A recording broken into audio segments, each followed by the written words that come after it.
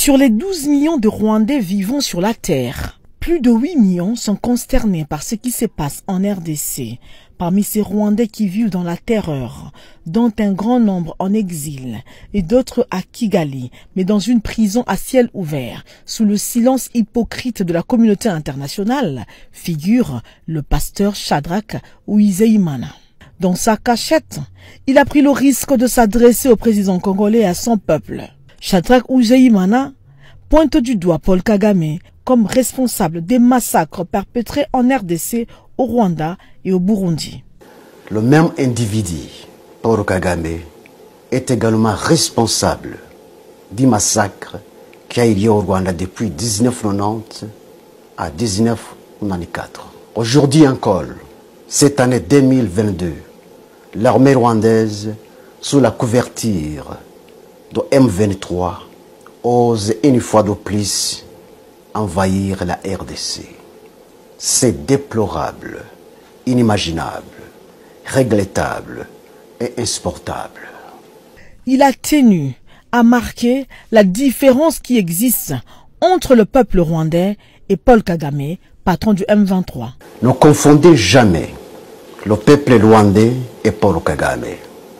Ce sont deux personnes différentes, de caractères différents et d'éducation différente. Si vous acceptez de comprendre cette vérité, regardez le caractère et l'éducation du peuple rwandais, non pas dans le miroir de ce régime sanguinaire, tyrannique, totalitaire, despotique et génocidaire de Paul Kagame, mais dans le miroir du régime sociable et paisible de Habyarimana Juvenal. Selon ce pasteur, ils sont nombreux au Rwanda, terrorisés par le régime génocidaire, malheureux, malgré le semblant de développement dont le montage est fait par le tyran en chef lui-même. Car, pour ce tyran, l'image extérieure du Rwanda compte plus que tout. Les Rwandais disent n'avoir pas donné mandat à Paul Kagame pour adresser la RDC. Il a fait et il fait cet acte ignoble par ses propres mérites, non pas par les mérites des Rwandais. Nous, peuple rwandais, nous dénonçons et condamnons énergiquement l'invasion de l'armée rwandaise sous la couverture de M23, sous l'ordre de Paul Kagame, non pas sous l'autorisation de la nation rwandaise. Nous, peuple rwandais, nous demandons à Paul Kagame de démissionner car ces actes de barbarie contre la RDC depuis 1996 jusqu'à aujourd'hui est une honte pour la nation rwandaise. Personne ne doute l'invasion de la RDC par l'armée rwandaise sous la couverture de M23. Pour tous ces Rwandais terrorisés, leur libération viendra de la RDC. Ils estiment que c'est une occasion pour le Congo de travailler dur afin d'éradiquer les racines du mal dans le Grand Lac. Aujourd'hui, à son Excellence, Monsieur le Président et mes chers Congolais, vous devez donner une leçon irréversible à Paul Kagame et son régime despotique pour ne plus envahir la RDC une fois de plus. L'armée congolaise mérite un soutien total de tous les Congolais, de tous les Rwandais et du monde entier en fait d'éradiquer les racines productives et du mal, non seulement pour les Congolais, mais aussi pour les pays des Grands Lacs.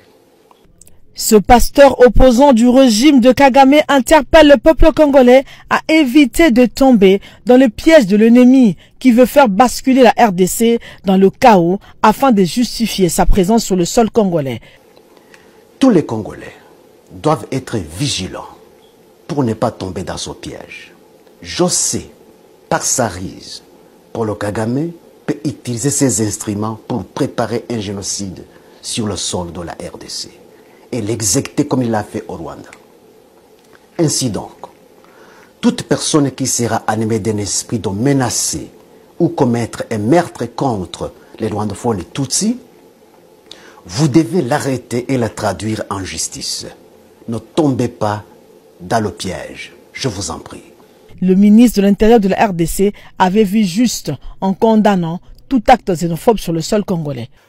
Le gouvernement de la République, à Kinshasa, vous avez aussi vu qu'un groupe de citoyens, un groupe de jeunes gens s'est permis de circuler dans certains quartiers de notre ville, se disant à la recherche des Rwandais. Que nous nous posons la question de savoir s'il y a une guerre entre les populations rwandaises et les populations congolaises. Non, il n'y a pas une guerre entre les populations rwandaises et les populations congolaises. C'est le gouvernement rwandais qui nous mène à nous, le peuple congolais, le gouvernement congolais, la guerre. Et donc, les citoyens congolais n'ont pas à se permettre de tomber dans les pièges nous tendus par Kagame et ses collaborateurs. Habyarimana Juvenal avait tout donné à Paul Kagame, dit-il, mais il a été payé par une mort brusque. Le tyran au sommet du Rwanda avait foulé aux pieds les accords d'Arusha. Qui profitait les minéraux du Congo? N'est-ce pas Paul Kagame? Pourquoi n'est-il pas satisfait? Vous devez savoir pourquoi. En anéantissant les accords d'Arusha déjà terminés et conditionnalisés, Paul Kagame et son équipe voulaient que le pouvoir de Kigali soit seulement et uniquement entre les mains des Tutsis.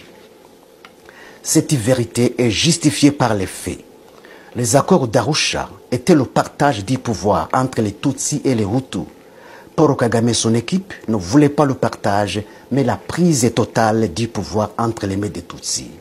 C'est pourquoi l'avion de Habyarimana Juvenal a été abattu sur l'ordre de Paul Kagame. Pourquoi Paul Kagame tient à déstabiliser la République démocratique du Congo? Selon cet opposant, c'est pour y installer l'empire Tutsi. Il s'est posé alors plusieurs questions à ce sujet. L'agenda de Paul Kagame et son équipe est fondé sur le racisme.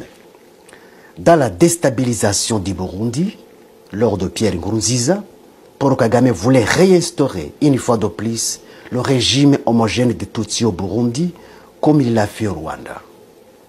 Dans la déstabilisation de la RDC par les milices Tutsis de M23 soutenues par Paul Kagame, sous prétexte de la marginalisation des rwandophones congolais, alors que les rwandophones hutus congolais, plus nombreux même que les rwandophones tutsis congolais, condamnent M23 comme tous les autres Congolais, Paul Kagame, son projet est d'établir sur la RDC un régime absolu des Tutsis, comme il l'a fait au Rwanda.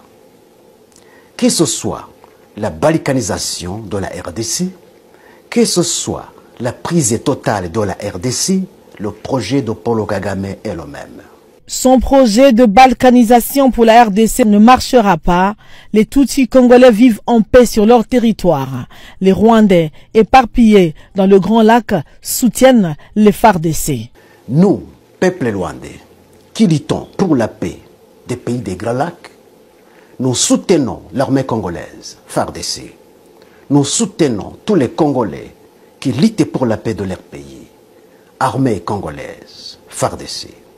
Et la bravoure et la détermination. Dieu est avec vous et pour vous, mais il est contre votre ennemi. La victoire des Congolais proviendra des autorités qui ne s'achètent pas et ne se vendent pas, même si cela leur coûterait la vie à l'instar de Désiré Kabila. C'est par cette chanson de Kizito Mihigo, assassiné après avoir lancé son appel à l'unité entre les deux peuples, que le pasteur opposant a clôturé son discours. La RDC vaincra, car sa cause est juste. Mon frère congolais, mon cher ami voisin, il n'y a pas de haine possible entre nous. Pensons profondément à ce qui nous unit, avant d'être emportés par ce qui nous divise. Au-delà de nos différences, nous sommes des frères de sang.